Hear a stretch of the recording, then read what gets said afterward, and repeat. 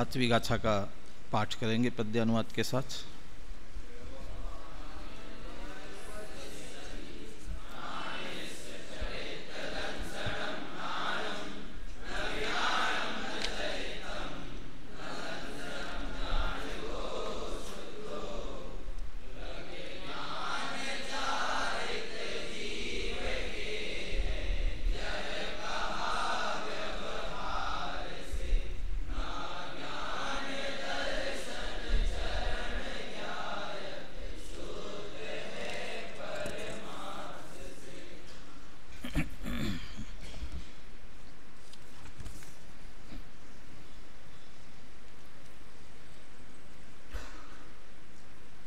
शुद्ध आत्मा की चर्चा चल रही है। वह शुद्ध आत्मा प्रमत्त अप्रमत्त नहीं है। और सातवीं गाथा में कह रहे हैं उसके ज्ञान भी नहीं, दर्शन भी नहीं और चारित्र भी नहीं है। टीका में पहली पंक्ति में शुद्ध नय से दोनों प्रकार के व्यवहारों का निषेध करते हुए ये बात कही, बंध प्रत्यय से होने वाली अशुद्धता तो दूर रहो, माने उससे तो अशुद्ध होता ही नहीं है। कर्म बंधन, शरीर का संयोग और उसी में मोह राग द्वेष भी शामिल कर सकते हैं। ऐसा कह करके एक तरह से असद्भूत व्यवहारने का निषेध कर दिया और दर्शन ज्ञान चारित्र भी नहीं है ऐसा कह करके सद्भूत व्यवहारने का निषेध कर दिया। अगली गाथा में ये प्रश्न खड़ा करने वाले हैं, जब निश्चय परमार्थ निश्चय वह व्यवहार का निषेध कर देता है, व्यवहार की कही हुई बात कि ऐसा नहीं है कह करके निषेध करता है और स्वयं खड़ा होता है, तो फिर वह परमार्थ ही कहना चाहिए, व्यवहार को कहना ही नहीं चाहिए। तो नहीं, उसकी भी उपयोगिता है। तो उसकी चर्चा अगली गाथा में उदाहरण सहित करेंगे। लेकिन अमृतचंद्र आचार्य ने यहाँ टीका में उस बात को ले लिया है। यद्यपि परमार्थ से देखा जाए तो वस्तु तो अभेद अखंड एक ही है अनंत धर्मात्मक, लेकिन एक है। चूँकि वह अनंत धर्मात्मक है इसलिए उसे हम धर्मी कहेंगे। धर्म है उसमें इसलिए वह धर्मी है, लेकिन है वह एक। फिर भी उसे जो नहीं जानते हैं, नहीं समझते हैं, उन्हें समझाने के लिए आचार्य कुछ धर्मों का भेद करते हुए, कुछ धर्मों का जो कहा गया वो उन धर्मों की मुख्यता करके बात करते हैं जो उस वस्तु को स्पष्ट करने वाले हैं, वस्तु के स्वरूप को स्पष्ट करने वाले हैं। और चूंकि यहाँ पर 3 धर्मों की बात ली गई है, गुण, 3 गुणों की बात ली है, इसलिए वो कुछ धर्मों से कुछ गुणों के भेद करते हुए उस वस्तु को समझाते हैं, उस वस्तु को, उस शिष्य को समझाते हैं। ये तम शब्द, तत् शब्द का प्रयोग जो आ रहा है 2 बार आया, वो 2 बार वस्तु के लिए भी है और शिष्य के लिए भी है। माने जिस शिष्य को समझ में नहीं आ रही है उस शिष्य को, जो वह अनंत धर्मात्मक एक धर्मी अभेद समझ में नहीं आ रहा है, उस वस्तु, माने वह वस्तु उस शिष्य को समझाते हैं, वे आचार्य समझाते हैं, व्यवहार से समझाते हैं। और व्यवहार से करते क्या हैं? अभेद में भेद करते हैं। 4 प्रकार के व्यवहारों का निषेध हुआ। यहाँ तक आते आते इसकी चर्चा करते हुए कहा था, व्यवहार ने 2 भिन्न द्रव्यों में अभेद करता है वह सद्भूत व्यवहार है, और एक अभेद अखंड द्रव्य में भेद करता है वह सद्भूत व्यवहार है। तो वस्तु तो परमार्थ से निश्चय से अभेद है, एक है। तो ऐसी अभेद होने पर भी जो भेद किया वह किसके द्वारा किया, किस अपेक्षा से किया? मूल टीका में शब्द दिया था व्यपदेशतः, व्यपदेश से। और व्यपदेश का अर्थ क्या होता है? नाम। नाम का मतलब तो 4 विवक्षाएं लेनी थी, संज्ञा, संख्या, लक्षण और प्रयोजन। इस दृष्टि से भेद करते हुए ये नाम मात्र का भेद है। आत्मा ज्ञानम स्वयं ज्ञानम, तो आत्मा ज्ञान है, ज्ञान स्वरूप है। तो ज्ञान और आत्मा में भेद कहाँ है? कि नहीं, ज्ञान ज्ञान है, आत्मा आत्मा है। ज्ञान गुण है, आत्मा द्रव्य है। ये कहने मात्र का भेद है। यदि भिन्न है, भेद है, तो आप ज्ञान अलग निकाल करके दिखाओ हमको, कि लिए ऐसे निकाला नहीं जा सकता है। इसलिए कहेंगे उसे कि नाम मात्र का भेद है, कहने मात्र का भेद है, वस्तु में भेद नहीं है। वस्तु बिल्कुल भिन्न भिन्न हो ऐसी नहीं है। जब भिन्न भिन्न नहीं है तो आप भिन्न क्यों कर रहे हो? क्योंकि ऐसा भिन्न किए बिना वह समझाया नहीं जा सकता है। ये जो प्रकरण यहाँ अभी 8वीं गाथा में भी आएगा आगे, ये इस प्रारंभ के इस प्रकरण को आधार बना करके टोडरमल जी ने उभयाभासी के प्रकरण में निश्चय व्यवहार की विस्तार से चर्चा की है। और निश्चय व्यवहार के संदर्भ में जो प्रश्न भी खड़े किए हैं वो कुछ उत्तर यहाँ के अनुसरण से भी आपको ध्यान में आएंगे। वहाँ भी ये पूछा गया तो व्यवहार का कथन नहीं करना चाहिए, व्यवहार को छोड़ देना चाहिए। तो यदि नहीं, व्यवहार से निश्चय समझाया जाता है। ये भी 9वीं 10वीं गाथा में बात आएगी। नहीं, व्यवहार से निश्चय को समझाया जाता है। ये कैसे? तो उसमें वहाँ पे दोनों उदाहरण दिए हुए हैं। किसी को हम आत्मा आत्मा कहते रहेंगे तो उसे समझ में नहीं आएगा। तो उसे कहना पड़ेगा ये जो एक इंद्रिय है, 2 इंद्रिय है, ये जीव है, ये आत्मा है।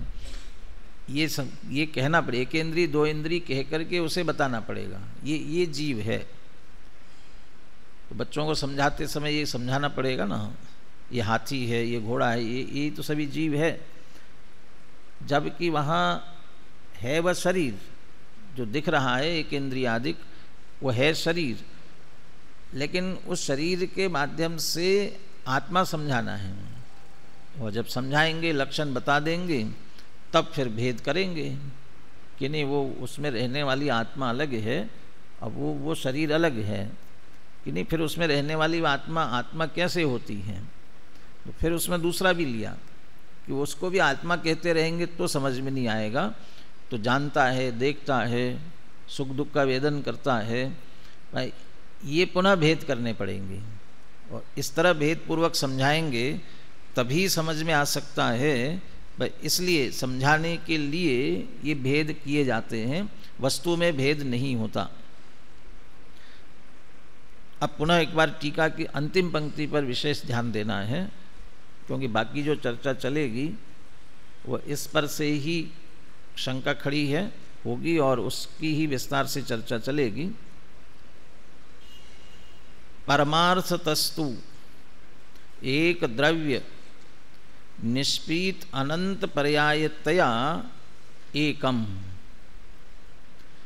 किंचित मीलित आस्वादम अभेदम एक स्वभावम अनुभवतः न दर्शनम न ज्ञानम न चारित्रम ज्ञायक एव एकः शुद्धः।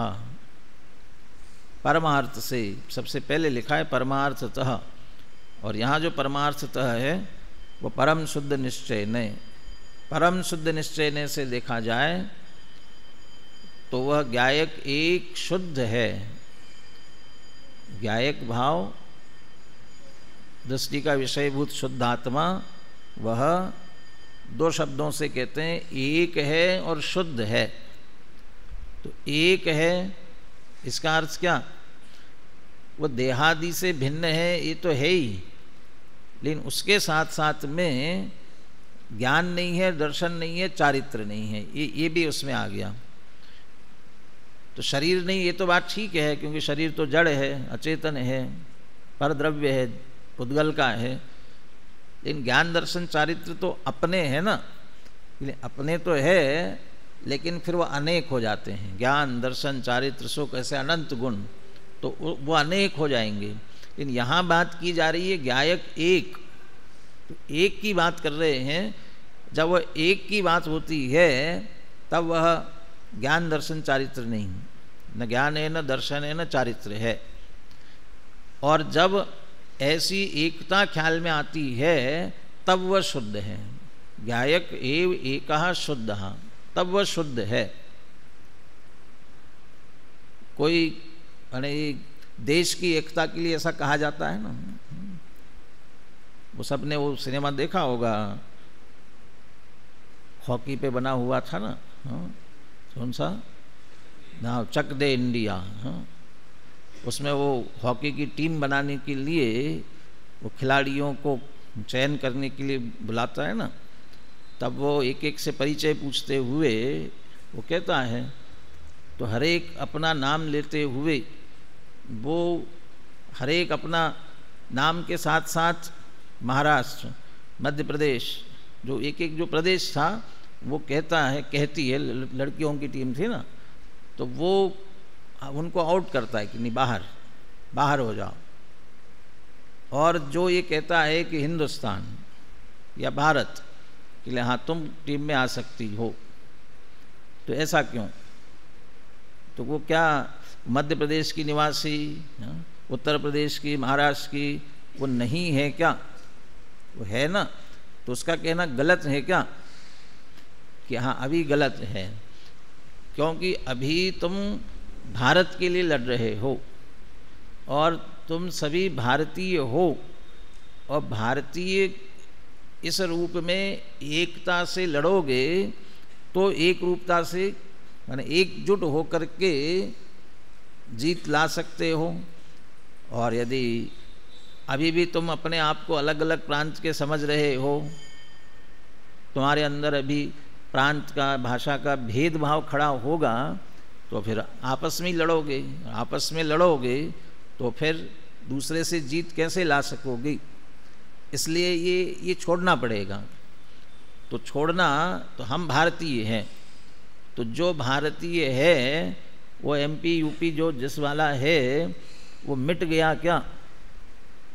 वो मिटा तो नहीं है, वो तो है, लेकिन अभी एक होना है, भेदभाव नहीं खड़ा करना है, आपस में विवाद परस्पर में न हो, इसलिए उसमें जो एकपना है उसको मुख्य करना है।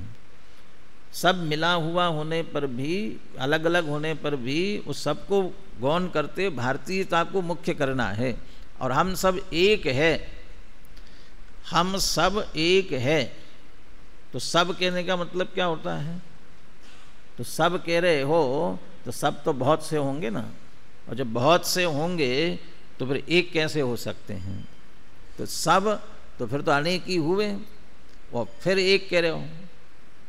वो सब पना, वो विभिन्नता छोड़ेंगे तो एकता आएगी। एक अभेदपना आ सकता है, आता है, और वो एक अभेदपना आता है तो विवाद नहीं होता। पर ऐसे ही अनंत गुण, अनंत धर्म, अनंत शक्तियाँ, अभी तो वो पर्याय में तो और भी लेने वाले हैं, असंख्यात प्रदेश, और परिणमित होने वाली जो पर्याय है वो पर्याय अवस्थाएं, वो अनंत, वो सब की सब है, नहीं है ऐसा नहीं है, लेकिन वे सब होते हुए भी एक है। तो वो अलग अलग नहीं है। धर्म अधर्म आकाश ये अलग अलग है, एक जीव से दूसरा जीव अलग है, तभी अनंत द्रव्यों की संख्या बनती है, जीवों की संख्या अनंत बनती है।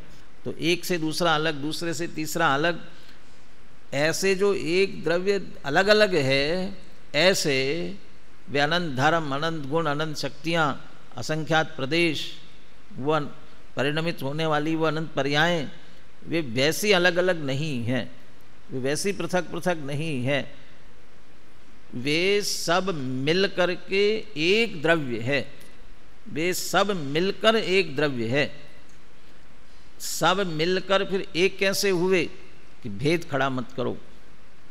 जैसे भाषा, प्रांत, ये भेद खड़े करने पर परस्पर में विवाद खड़ा होता है, वो देश की अखंडता, एकता टूटती है, झगड़े खड़े होते हैं। भाई ऐसे यहाँ पर भी उसी द्रव्य के होने पर भी इनके भेद खड़े करते हैं, विकल्प खड़ा होता है। और विकल्प खड़ा होता है तो निर्विकल्प अनुभव नहीं हो सकता। अब वो समझ लीजिए अंदर का झगड़ा है। अब वो खड़ा होता है, उसको अशुद्धता कहा है। यदि वह अनेकता खड़ी हो गई तो अशुद्धता। वैसे अनेकता में वो अशुद्धता नहीं है। ज्ञान, दर्शन, इसमें क्या अशुद्धता है? मूल ज्ञान स्वभाव, दर्शन स्वभाव, ज्ञाता दृष्टा, इसमें कौन सी अशुद्धता है? इसमें अशुद्धता नहीं है। लेकिन द्रव्य को ऐसा भेद करके देखेंगे तो अशुद्धता खड़ी होगी, विकल्प खड़ा होगा, राग खड़ा होगा। इसलिए कहते हैं ये भेद विकल्प खड़े मत करो। और वो शुद्धने से देखने पर नहीं दिखाई देता। एक भारतीयता से देखने पर प्रांत के, भाषा के, ये सारे भेद दिखाई नहीं देते, एक भारतीयपना दिखाई देता है। ऐसे एक शुद्ध नय से देखेंगे वस्तु को तो बस एक ज्ञायक शुद्ध दिखाई देता है। तो एक दिखाई देता है, निर्विकल्प अनुभव होता है तो सहज शुद्धता आती है, इसलिए वह शुद्ध है, उस रूप में शुद्ध है। तो फिर वो बाकी अनंत धर्म फिर कहाँ गए? एक हो गया ना, सब मिलकर के एक हो गए ना। इसलिए वो शब्दों का जो प्रयोग है, निष्पीत अनंत पर्याय तया, वह अनंत पर्यायों को पीकर बैठा है। वो पीकर बैठा, ये जो पीकर बैठा ये कहना चाहते हैं, वो तन्मयता को बताना चाहते हैं। वो अनंत गुण, अनंत धर्म, वो मय है, तन्मय है, तादात्म्य है, भिन्न भिन्न नहीं है, उस रूप है। लेकिन फिर भी भिन्नता नहीं है। तो भिन्नता नहीं, सब निकल गए, निकले नहीं हैं। किंचित मीलित आस्वादम अभेदम एक स्वभावम, वो अभेदपने में वो किंचित मीलित आस्वादम, सबका मिला जुला। यदि वो सबका मिला जुला वो अलग स्वाद है, एक एक का अलग और सबका मिला जुला अलग, ज्ञान अलग, दर्शन अलग, चारित्र अलग, और उन सबका एक द्रव्यपना करते हैं तो अलग हैं। एक एक का अनुभव करेंगे तो विकल्प भी खड़े होंगे, राग भी खड़ा होगा। तो वो यहाँ स्वाद का मतलब अनुभव के रूप में लिया जाए तो उस रूप में अनुभव होगा। और सबको मिलकर के एक अभेद अखंड द्रव्य का अनुभव करेंगे तो निर्विकल्प अनुभूति होगी, अतीन्द्रिय आनंद प्रकट होगा। उस दृष्टि से देखे तो स्वाद अलग है। लेकिन किसका स्वाद लिया? एक द्रव्य का। लेकिन कौन से द्रव्य का लिया? पुद्गल का लिया, धर्म द्रव्य का लिया, अधर्म द्रव्य का लिया, कौन से द्रव्य का लिया? यदि पुद्गल का लिया होता तो स्पर्श रस गंध वर्ण रूप में अनुभव में आते हैं। तो नहीं, किसका लिया? कि नहीं, आत्मद्रव्य का, एक ज्ञायक भाव। तो ज्ञायक भाव है तो उसके जो ज्ञान, दर्शन, सुख, तो ये सब है कि नहीं उसमें? यहाँ ये है। इसलिए वो किंचित मीलित आस्वादम, उस स्वद्रव्य से संबंधित जितने अनंत गुण है वे तो है, लेकिन भेद रूप में नहीं है। क्यों? क्योंकि जो द्रव्य है जब अभेद अखंडपने देखते हैं तो वे अनंत गुण उसके साथ तन्मय है, तादात्म्य है। वो पीकर बैठा, अपने में अभेद करके बैठा हुआ है। तो ये दोनों स्थितियाँ, ये किंचित मीलित आस्वादम, लेकिन जो मीलित आस्वाद है वो भिन्नता वाला नहीं लेना है, एक अभेद। इसलिए दोनों शब्दों का प्रयोग किया, अभेदम एक स्वभावम, अभेद एक स्वभाव। दाल चावल खाने में और खिचड़ी खाने में क्या अंतर आता है? दाल चावल खाई जाए, खिचड़ी खाई जाए, कुछ अंतर आता है? और यदि अंतर नहीं आता है तो फिर ये अलग से खिचड़ी बनाती क्यों है? फिर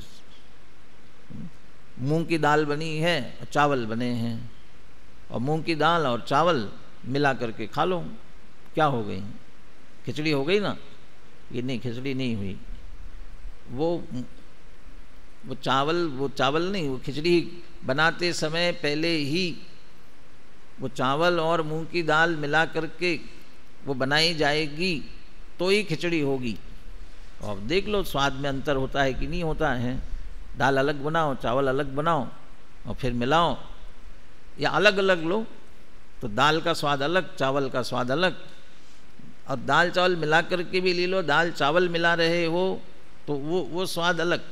लेकिन खिचड़ी बनी होगी, अब वो दाल चावल दो चीज़ें खा रहे हैं तो दो है, लेकिन खिचड़ी खा रहे हो तो दो चीज़ें खा रहे हो कि एक चीज़ खा रहे हो? अब एक खा रहे तो एक खा रहे हो ना, तो कैसा स्वाद आ रहा है? कैसा? दाल जैसा कि चावल जैसा कि कैसा? यदि दाल जैसा चावल जैसे ही लेना होता तो खिचड़ी क्यों बनाते? तो वो खिचड़ी का स्वाद अलग ही प्रकार का, अलग प्रकार का कैसा? अलग प्रकार का अलग, दाल जैसा नहीं है, चावल जैसा नहीं है। दाल चावल मिला करके अभेद एक रूप में जो आ रहा है, मिला करके नहीं। वो किंचित मिलित तो कह दिया, लेकिन वो जो मिलितपना है वह मिलितपना दाल में चावल या चावल में दाल मिलाया वो ऐसा नहीं है।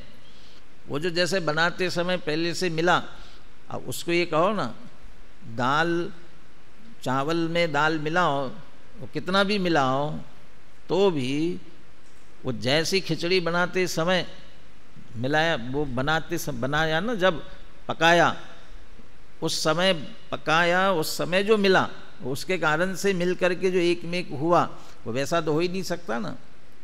तो द्रव्य वो खिचड़ी जैसा है। अब खिचड़ी जैसा माने मिल करके खिचड़ी होता है वैसा हम नहीं लेना, क्योंकि उसमें चावल को पकड़ो चाहे दाल को पकड़ो, वो चावल दाल को पी करके बैठा हुआ है खिचड़ी वाला, अच्छी तरह से अपने में एक में करके। ऐसा वो एक द्रव्य स्वभाव अनंत पर्याय अनंत गुण धर्म शक्ति सबको वो पी करके बैठा है, एक तन्मय तादात्म्य रूप में है, इसलिए उसका स्वाद अलग है। अभेद अखंड तरीके से स्वाद है और ज्ञायक रूप से है, इसलिए उसे किंचित मिलित आस्वादम। तो किंचित मिलित आस्वादम में भेद का कि अभेद का? मिलित आस्वाद कह रहे तो भेद भी आ रहा है ना। यदि भेद आ रहा है तो फिर वो पीछे वाला है।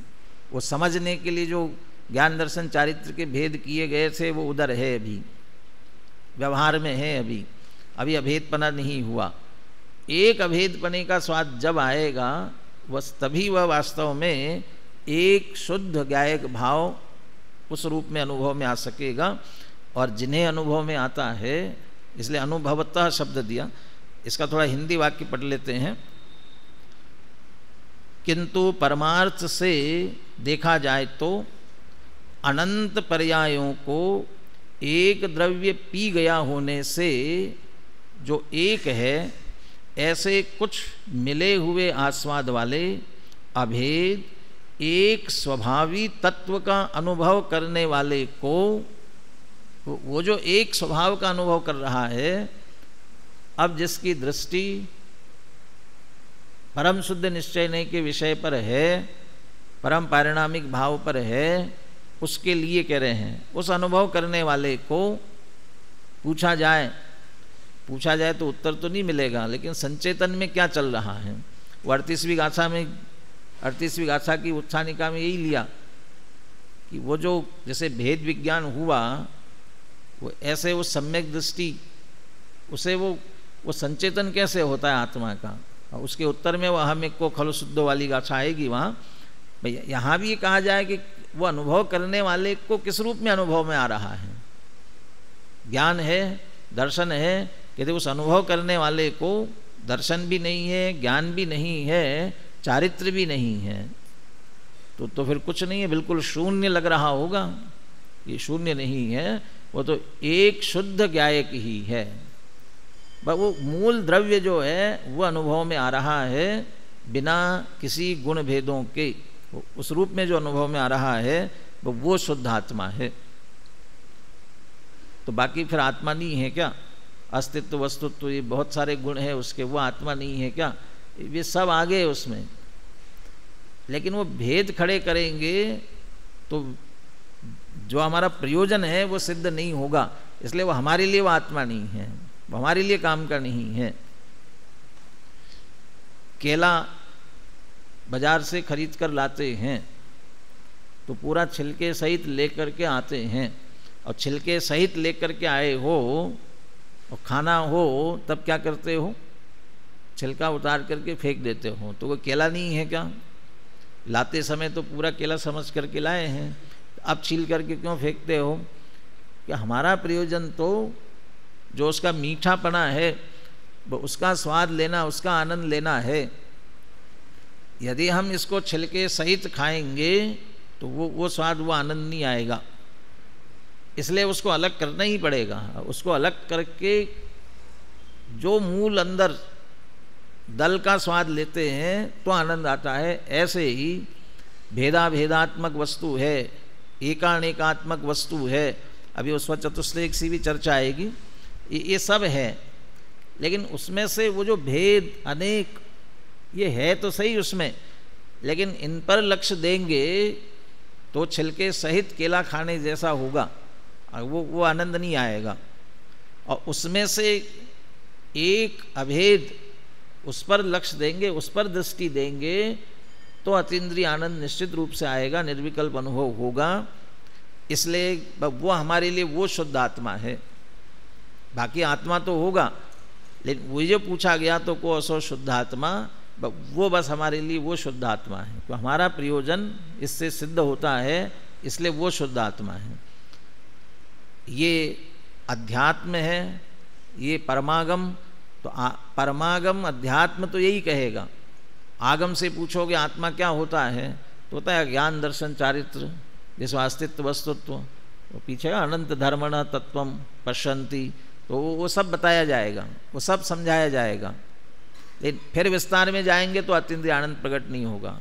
फिर उसको समेट करके अनुभव के लिए इसमें से जो अभेद एक है उसका लक्ष्य करो, उसकी दृष्टि करो तो प्रयोजन सिद्ध होगा। भाई इसलिए बस उतना ही हमारा आत्मा है। अनुशीलन से अपन थोड़ा क्रम से चलेंगे क्योंकि विषय सूक्ष्म भी है और पूरा विषय हमको समझना है। इसलिए इस गाथा का अनुशीलन अपन पूरा लेंगे। जहाँ शीघ्रता से चलना होगा वहाँ शीघ्रता से चलेंगे, जहाँ समझाने की बात होगी वहाँ समझाते हुए चलेंगे। दर्शन, ज्ञान, चारित्र नहीं है इस रूप में जो निषेध किया गया, तो क्या आत्मा में ज्ञान, दर्शन, चारित्र नहीं होते हैं? इस बात को लेते हुए एक प्रश्न, ये प्रारंभ की चर्चा अभी अपन जो पढ़ने जा रहे हैं वो उसके संदर्भ में, फिर आगे चल कर के ये पर्यायों को पी कर बैठा है। तो इसका मतलब पर्याय है द्रव्य में शामिल, और यदि पर्याय द्रव्य में शामिल हुई और उसका लक्ष्य किया तो पर्याय मूड को तो मिथ्या दृष्टि कहा जाता है। पर्याय का लक्ष्य करना तो उचित नहीं है। द्रव्य दृष्टि जिनेश्वर, पर्याय दृष्टि विनश्वर हो जाता है। तो वो पर्याय फिर कैसे उसमें शामिल हो सकती है? जब भी वो दृष्टि के विषयभूत शुद्धात्मा की बात चलती है तब हम बार बार उसे ये कहते हैं जो पर्यायों से पार है। अभी मंगलाचरण भी रोज बोलते हैं ना, देहादिक से भिन्न जो पर्यायों से पार, और ज्ञान स्वभावी आत्मा दे आनंद अपार। तो पर्यायों से पार कह रहे ना, तो पर्याय से पार है, ऐसा पर्याय नहीं है उसमें। और यहाँ तो कह रहे कि पर्यायों को पी कर बैठा है, तो क्या पर्याय उसमें शामिल है कि नहीं है? ये इसकी चर्चा, ये दो बातों की चर्चा ये विस्तार से आएगी अध्यात्म जगत में, और उसमें भी खास करके मुमुक्षु जगत में। इस संदर्भ में बहुत विवाद है। जो बहुत वर्षों से गुरुदेव के प्रवचन सुनते आए, स्वाध्याय करते आए, वो पर्याय को बिल्कुल ऐसा अछूत मानते हैं। वो पर्याय ने कहीं द्रव्य को छू लिया तो बिल्कुल मिथ्या दृष्टि हो गया, मिथ्या दृष्टि, द्रव्य नष्ट हो गया। वो ऐसा द्रव्य काम का नहीं है जिससे पर्याय से छू लिया। जैसे कोई खाना बनाया हो और कोई अछूत कोई छू लेवे तो खाना खाने लायक नहीं होता। जिस द्रव्य को पर्याय ने छू लिया वो द्रव्य फिर आश्रय करने लायक नहीं रहता। भाई इतने पर्याय को अछूत रूप में समझा जाता, पर्याय से बिल्कुल भिन्न। और यहाँ तो कहा है कि पर्यायों को पीकर बैठा हुआ है, तो फिर तो पूरा द्रव्य ही अछूत हो गया, तो द्रव्य ही खत्म हो गया। तो ऐसा द्रव्य तो बिल्कुल किसी काम का नहीं है। तो वो क्या स्थिति है? तो पहले तो वो पर्याय का मतलब क्या, वो बात, और फिर वो शामिल है कि नहीं है, निकालेंगे तो क्या दिक्कत आएगी, शामिल करेंगे तो क्या दिक्कत आएगी, ये सारी चर्चाएं विस्तार से हैं। जिनने पढ़ लिया उनको कुछ तो समझ में आया होगा। ऋषभ कुमार पढ़ा? कितना पढ़ा? हाँ, कितना पढ़ा? मैंने पूरा अनुशीलन पढ़ लिया सात्विक गाथा का। हाँ, अब कितना आधा पढ़ा पता नहीं है। हाँ? क्यों? वीतराग पढ़ा? हाँ, तो भावार्थ तो पढ़ लिया, लेकिन भावार्थ का खुलासा तो पढ़ना चाहिए था। तो फिर क्या पढ़ा उसमें? अभी भी गंभीर नहीं हो। मुझे भी लगता है फिर हम भी क्यों गंभीर हो गए, चलते चलो। क्यों ऐसे ही ऊपर ऊपर से निकालना है तो निकाल दो ऊपर ऊपर से। चलिए, आपको लाभ हो कि नहीं हो, जो लेना चाहे उनको तो लाभ होना चाहिए।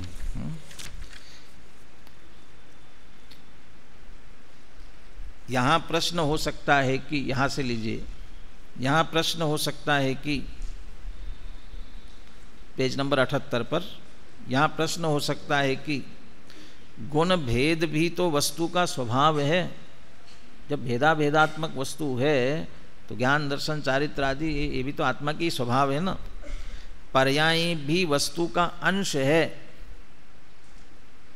उनका मूल वस्तु में निषेध कैसे किया जा सकता है? चाहे परमार्थ से कहो चाहे कैसे भी कहो, वो उसमें आप ये निषेध कैसे कर सकते हो? हाँ, ये तो कह सकते हैं कि आत्मा में स्पर्श नहीं है, रस नहीं, गंध नहीं है, ये कह सकते हो। शरीर नहीं, कर्म नहीं, नो कर्म नहीं, ये तो आप कह सकते हो। ये भी कह सकते हो राग द्वेष नहीं है, वो तो स्वभाव नहीं है आत्मा के, इसलिए भी कह सकते हो। लेकिन ज्ञान दर्शन चारित्र नहीं है, ये कैसे कह सकते हो आप? वैसा वस्तु में है ना, ये मूल वस्तु में है, तो मूल वस्तु में निषेध कैसे किया जा सकता है?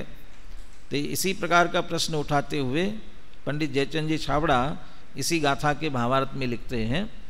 वो भावार्थ में से वो प्रश्न वाला खुलासा इसमें कर दिया। आप सीधे उत्तर जहाँ से प्रारंभ हुआ है वहाँ से शुरू करते हैं। इस प्रकार अभेद में भेद किया जाता है, इसलिए वह व्यवहार है। किस प्रकार? कि आत्मा में ज्ञान है, दर्शन है, चारित्र है।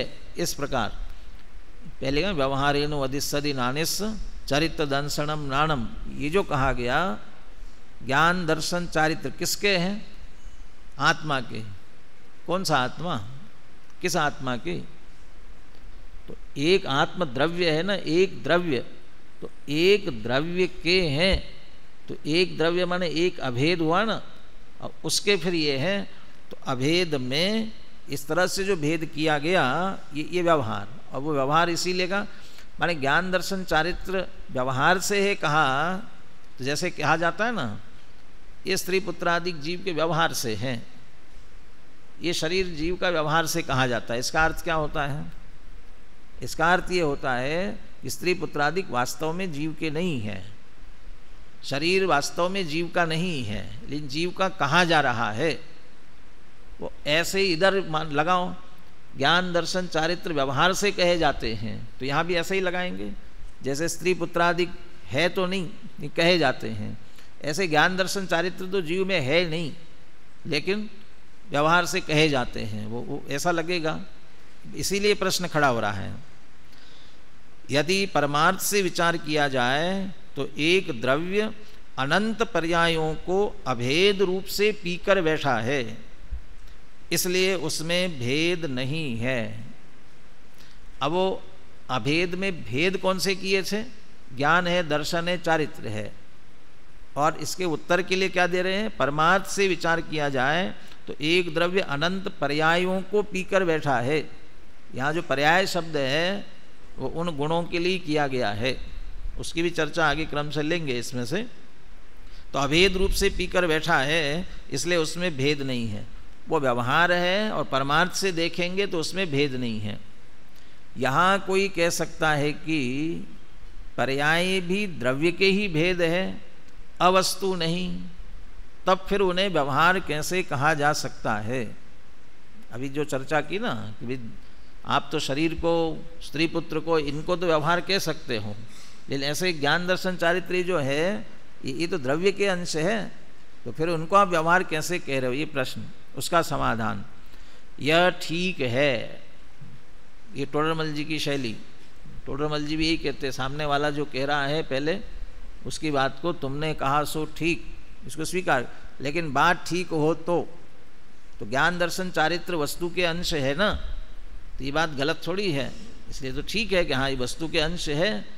तो तब प्रश्न तो ये है कि आप निषेध क्यों कर रहे हो, ये प्रश्न है ना।